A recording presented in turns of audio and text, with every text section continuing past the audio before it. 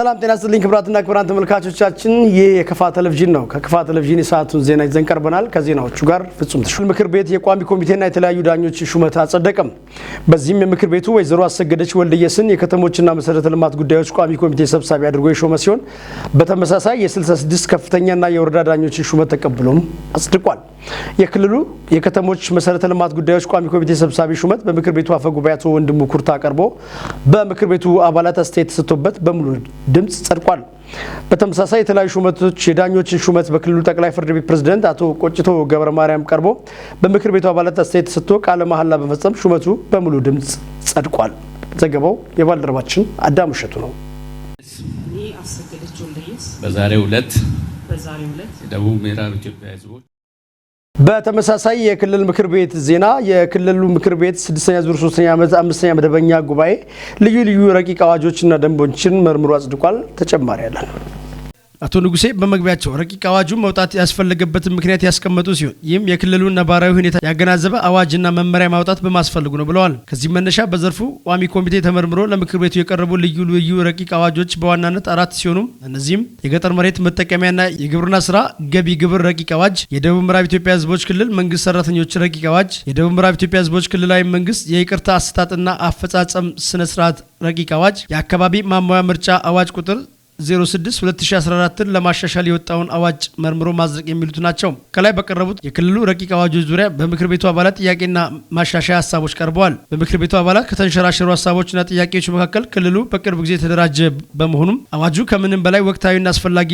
እንደዚሁም የክልሉን ነባራዊ ሁኔታ ከግንዛቤ ያስገባ መሆኑን በመግለጽ ይህንን ያዘጋጁ አካላትንም አመስግነዋል። በተለይም የገጠር መሬት አጠቃቀምና የግብርና ስራ እንዲሁም ገቢ ግብር አዋጅና በመንግስት ሰራተኞች ረቂቅ አዋጅ ዙሪያ በምክር ቤቱ አባላት ሰፊ ጥያቄና ማሻሻያ ሀሳቦች ቀርቦ የገጠር መሬት መጠቀሚያ አዋጅ ማርቀቅና ማሻሻል ያስፈለገበት ዋናው ምክንያት ከገጠር መሬት የሚገኘው የግብርና ስራ ገቢ ግብር በማሻሻል በዘርፉ የሚገኘውን ገቢ ክልሉ ልማት በማፋጠን ሂደት ውስጥ ህዝቡን ተጠቃሚ ማድረግ ነው ያሉት የክልሉ ቢሮ ኃላፊዎች እና የዘርፉ አመራሮች ለተነሱ ጥያቄዎች ምላሽና ማብራሪያ ሰጥተዋል። በመጨረሻም በዝርዝሩ የቀረቡት 4ቱም ረቂቅ አዋጆች በክልሉ ምክር ቤት በሙሉ ድምጽ ጸድቋል። አያይዘውም በክልሉ የገጠርና ከተማ አስተዳደር የቀበሌ አደረጃጀቶችን ለመወሰን የወጣው ሞሽን የውሳኔ ሀሳብ እንዲሰጥበት በክልሉ ርዕሰ መስተዳድር የህግ ጉዳዮች አማካሪ በሆኑት አቶ አክሊሉ ከበደ ቀርቧል። በዚህ መነሻ በየዞኑ ምክር ቤቶች ጸድቆ ደረጃውን ጠብቆ በ3ቱ ዞኖች ማለትም ዳውሮ ዞን 26 ቀበሌዎች፣ ከፋ ዞን 36 ቀበሌዎች፣ ቤንች ሸኮ ዞን 23 ቀበሌዎች፣ ኮንታ ዞን 10 ቀበሌዎች በአጠቃላይ 95 የገጠርና የከተማ ቀበሌዎች አደረጃጀት ሞሽን በምክር ቤቱ አባላት ጥያቄና አስተያየቶች ቀርቦባቸዋል። በቀረቡ ጥያቄዎች ላይ በሚመለከታቸው አካላት ምላሽና ማብራሪያ ተሰጥቷል። በመጨረሻም የክልሉ መንግስት የ2016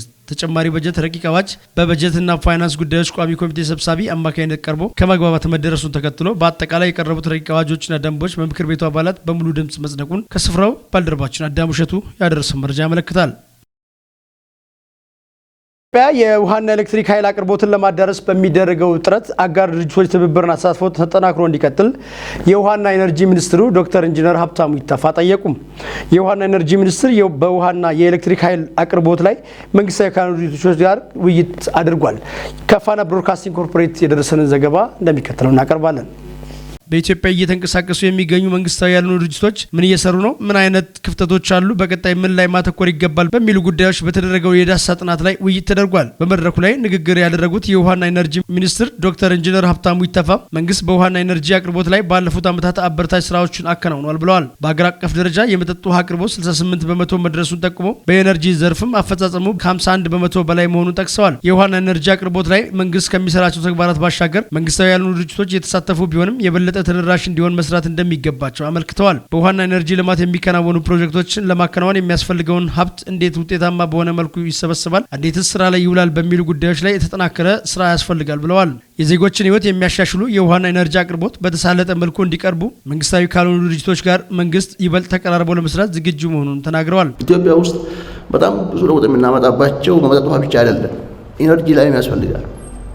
ያሉት ኤንጂኦቻችን ወይ ሲቪል ሶሳይቲዎቻችን ማገዝ ካስፈለጉ በትክክለኛው እናቶቻችን በጭስ ታመው እድሜያቸው እንዳያጥር በቲቪ ምክንያት ማገዝ ካለብን አንዱ ኢነርጂ አካባቢ ክሊን ኩኪንግ፣ ኢንቫይሮንመንታሊ ሴፍ ኢቨን ሪሶርስ ሞቢላይዝ ለማድረግ ትልቅ እድል አለን በዚህ ዘመን ላይ። ምክንያቱም ዓለም ኢነርጂ ላይ በጣም በልዩ ትኩረት እያገዘም ስለሆነ በዚህ አጋጣሚ እናንተን ጋብዛለሁ። እኛ ኮሚትመንታችን በልዩ ሁኔታ እዛ እንሆናለን። የሲቪል ማህበረሰብ ድርጅቶች ምክትል ዋና ዳይሬክተር ፋሲካው ማሞ የውሃ ልማትን ጨምሮ በተለያዩ መስኮች አገልግሎት ፈላጊው ህብረተሰብ እየጨመረ መሆኑን አንስተዋል። በመሆኑም መንግስታዊ ካልሆኑ ድርጅቶች ብዙ ስራ የሚጠበቅ በመሆኑም ለዚህ በቅንጅት መስራት ይገባል ብለዋል።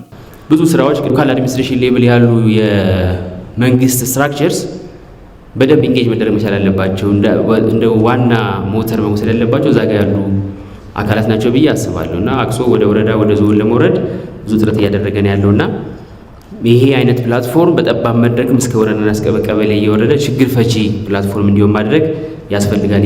አመራሮች ይሄ ነገር በጣም ኢምፖርታንት ነው። አንዱ ፋይናንስ የሚገኝበት አንዱ ልማት የሚከናወንበት ጉዳይ ይሄ ነውና በደንብ ሊሰራበት ይገባል። ነው በጎደለ እንዲሞላ ብቻ የሚጠራ ሴክተር መሆን የለበትም በሚል ሳቤ መምራት ያስፈልጋልና የኤንጂኦ ዴስኮችን ማጠናከር ያስፈልጋል። አንዱ ጉድለት እሱ ነው። የቪታ ግሪን ኢምፓክት ፕሮግራም ተወካይ ሱልጣን አብዱራህማን በተለይ በኤነርጂ አቅርቦት ላይ የቴክኖሎጂ ጉዳይ የበለጠ ትኩረት ይፈልጋል ብለዋል። በኃይል አቅርቦት ላይ የተሰማሩ ግብረሰናይ ድርጅቶች የሚገጥሟቸውን ችግሮች መፍታት ዜጎችን የበለጠ ለማገልገል ቁልፍ መሆኑን ጠቁመው ከሚመለከተው አካል አፋጣኝ መፍትሄ ይፈልጋል ሲሉ ገልጸዋል። ከኖርዌይ እርዳታ ድርጅት የተወከሉ ጌዲዮን ተካ በውሃና ኤነርጂ አቅርቦት መስክ ከሚኒስቴሩ ጋር የተናበበ ስራ መስራት የሚያስችል ወጥ የሆነ አሰራር ሊዘረጋ እንደሚገባም ተናግረዋል። በ2016 ከከፋ ዞን 12ኛ ክፍል ብሔራዊ ፈተና የሚቀመጡ ተማሪዎችን በኦንላይን ምዝገባ ለሚያካሂዱ ትምህርት ቤት ርዕሳነ መምህራንና የፈተና አስተዳደር ባለሙያዎች የተግባር ስልጠና ዛሬ በቦንጋ ከተማ መጀመሩን የዞኑ ትምህርት መምሪያ አስታወቀም። ስልጠናው በፈተና አሰጣጥ ላይ የተስተዋለ ያለውን ክፍተት ለማስተካከል የሚያግዝ ነው ተብሏል። ዜናው የናስር ተማምነው ዝርዝሩን ጽዮን ታደለ ታቀርበዋለች። በስልጠና መድረክ ላይ ተገኝተው መክፈቻ ንግግር ያደረጉት የከፋ ዞን ትምህርት መምሪያ ኃላፊ አቶ ተፈሪ ታደሰ እንዳሉት የፈተና አሰጣጥ ላይ የሚስተዋሉ ክፍተት መታረምና መዘመን ያለበት መሆኑን ተናግረዋል። ለተማሪ መረጃ ትኩረት መስጠት ያስፈልጋል ያሉት አቶ ተፈሪ መረጃው በኦንላይን የሚሞላ በመሆኑ በቂ ዝግጅት ያስፈልጋል ብለዋል። አቶ ተፈሪ አክለውም በ2015 ትምህርት ዘመን ላይ የነበሩ ጉድለቶችን ለይቶ በማውጣት በ2016 ትምህርት ዘመን የተሻለ ውጤት ለማስመዝገብ መቻል አለብን ብለዋል። በኦንላይን ምዝገባ የሚሆኑ የአይሲቲ ማቴሪያል ለማሟላት የአካባቢው ማህበረሰብ በማስተባበር እና የተለያዩ አማራጮችን በመጠቀም ውጤታማ ለማድረግ መስራት ያስፈልጋል ብለዋል ኃላፊው። በስልጠና መድረኩ ላይ የ2015 ትምህርት ዘመን የ12ኛ ክፍል ብሔራዊ ፈተና ተፈታኝ ተማሪዎችን ምዝገባ አፈጻጸም ሪፖርት ቀርበው ውይይት በማድረግ እና የ2016 ትምህርት ዘመን የ12ኛ ክፍል ብሔራዊ ፈተና ተፈታኝ ተማሪዎችን ምዝገባ ላይ ስልጠና እንደሚሰጥ ከመርሃ ግብሩ ለማወቅ ተችሏል። በ2016 ትምህርት ዘመን በከፋ ዞን 12ኛ ክፍል ብሔራዊ ፈተና ተፈታኝ ተማሪዎችን ምዝገባ በኦንላይን ለሚመዘግቡ የትምህርት ቤት ርዕሰ መምህራንና የፈተና አስተዳዳሪ ባለሙያዎች የተግባር ስልጠና ላይ እየተሳተፉ ይገኛሉ። የትምህርት ሚኒስቴር አመራሮችና ሰራተኞች በሀገራዊና ወቅታዊ ጉዳዮች ዙሪያ ስልጠናና ውይይት እያካሄዱ ነው። ስልጠና እየሰጠ ያለው ከዕዳ ወደ ምንዳ በሚል መሪ ቃል እንደ ሀገር በተዘጋጀው የውይይት ሰነድ ላይ መሆኑም ተመልክቷል። የውይይቱ ዓላማ ሰራተኞች በሀገራዊና ክልላዊ ፖለቲካ፣ ማህበራዊና ኢኮኖሚያዊ እንዲሁም የሰላም ሁኔታ ላይ በመወያየትና በመመካከር የተሻለ ግንዛቤ በመፍጠር መሆኑም ተገልጿል። ውይይቱ በመጀመሪያ ቀን ውሎ ሀብት የመፍጠር ጉዟችን እያጋጠሙን ያሉ ተግዳሮቶችና ቀጣይ አቅጣጫዎች በሚል ርዕስ የተዘጋጀውን የውይይት መነሻ ሰነድ በከፍተኛ ትምህርት ተቋማት ዘርፍ የአካዳሚ ጉዳዮች መሪ አስፈጻሚ ኤባ ሚጅና ተሰጥቷል።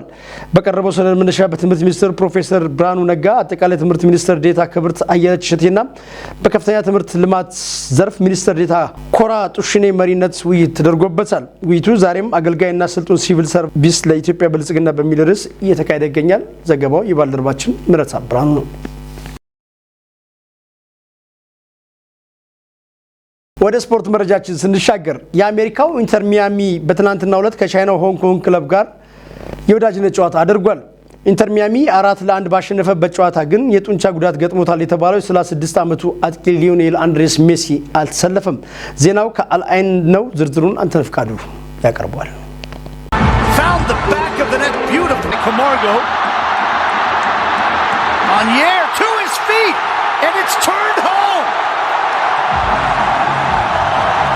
የአሜሪካው ኢንተር ሚያሚ በትናንትናው ዕለት ከቻይናው ሆንግ ኮንግ 11 ክለብ ጋር የወዳጅነት ጨዋታውን አድርጓል። በሆንግ ኮንግ ደማቅ አቀባበል የተደረገለት አርጀንቲናዊ አጥቂ ሊዮኔል ሜሲ በጨዋታው ላይ እንደሚሰለፍ መነገሩን ተከትሎ በርካታ አድናቂዎቹ ስታዲየም ለመግባት በውድ ቲኬት ገዝተው ኢንተር ሚያሚ 4-1 ባሸነፈበት ጨዋታ የጡንቻ ጉዳት ገጥሞታል የተባለው የ36 ዓመቱ አጥቂ አልተሰለፈም። ጨዋታው እንደተጠናቀቀ ሜሲን ለመመልከት 1000 የሆንግ ኮንግ ዶላር ወይም $125 የከፈሉ አድናቂዎች ኢንተር ሚያሚ ባለቤት ዴቪድ ቤካም ገንዘባችን ይመለስልን በሚል ድምጻቸውን ማሰማታቸው ተሰምተዋል። የሆንግ ኮንግ መንግስትም የወዳጅነት ጨዋታውን ያዘጋጀው ታትሌር ኤሺያ ሜሲ ቢያንስ በሁለተኛው አጋማሽ ለ45 ደቂቃዎቹ እንደሚጫወት ማረጋገጫ ማግኘቱን ቢገልጽም አርጀንቲናው ኮከብ ወደ ሜዳ አለመግባቱ ቅሬታ ማስነሳቱን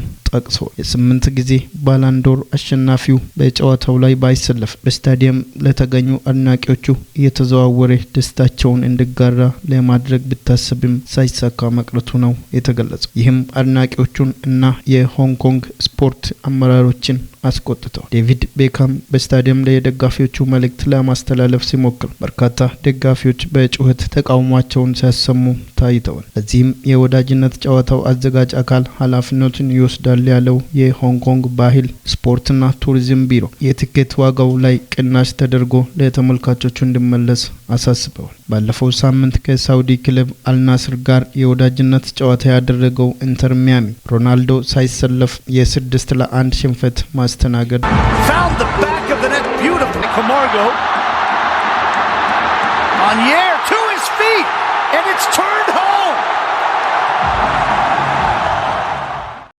በሌላ የስፖርት ገጽ የእግር ኳስ ህጎችን የሚያወጣው የዓለም አቀፍ እግር ኳስ ማህበራት ቦርድ ከቢጫና ቀይ ካርድ በተጨማሪ ሰማያዊ ካርድ ስራ ላይ ሊያውል መሆኑን ተነግሯል። ሰማያዊ ካርድ ሆም ብለው ጥፋት ለሚፈጽሙ ተጫዋቾች እንዲሁም በጨዋታው ዳኛ ውሳኔዎች ላይ ያልተገባ ምላሽ ለሚያሳዩ ተጫዋቾች የሚሰጥ ሲሆን በቅጣቱም ተጫዋቹ ወይም ተጫዋቿ ለ10 ደቂቃ ያክል ከጨዋታ ሜዳ ውጭ እንዲቆዩ ያደርጋል። ዜናው ከዋልታ ቴሌቪዥን የተገኘ ነው። ምህረት ማሞ እንደሚከተሉት ታቀርበዋለች። ሰማያዊ ካርድ ሆም ብለው ጥፋት ለሚፈጽሙ ተጫዋቾች እንዲሁም በጨዋታው ዳኛ ውሳኔ ላይ ያልተገባ ምላሽ ለሚያሳዩ ተጫዋቾች የሚሰጥ ሲሆን በቅጣቱም ተጫዋቹ ወይም ተጫዋቿ ለ10 ደቂቃ ያክል ከጨዋታው ሜዳ ውጭ እንዲቆዩም ያደርጋል። ህጉ ተጫዋቾቹ ለ10 ደቂቃ ከጨዋታው ውጭ ከቆዩ በኋላ ተመልሰው ወደ ሜዳ ገብተው ጨዋታውን እንዲቀጥሉም ይፈቅዳል። ዘ ቴሌግራፍ እንደዘገበው ሰማያዊ ካርድ በተወሰኑ የእንግሊዝ ኤፍኤ ካፕ ውድድሮች ላይ እንደሚሞከርም ነው የተገለጸው።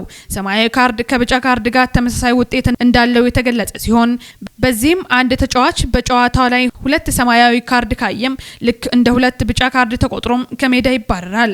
ከዚህም በተጨማሪ አንድ ሰማያዊና አንድ ቢጫ ካርድ ያየ ተጫዋችም በቀይ ካርድ ከጨዋታው ሜዳ ይሰናበታል።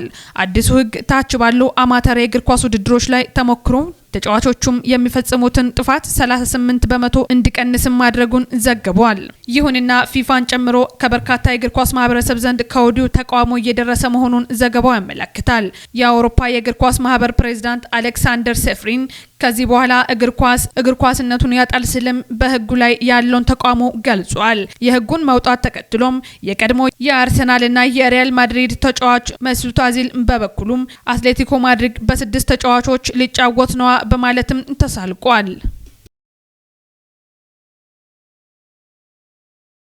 ክቡራትና ክቡራን ተመልካቾች ለዛሬ ከክፋት ቴሌቪዥን ያዘጋጀናቸው ዘገባዎች ቀደም ሲል የተከታተላችሁትን ይመስሉ ነበር። ከቀሪ የቴሌቪዥን ዝግጅቶቻችን ጋር እንድትቆዩ ጋበዝኳችሁ። ዜናውን ይዞ በመቅረብ ፍጹም ተሾመ ከእናንተ ጋር ቆይታ አደረግኩ።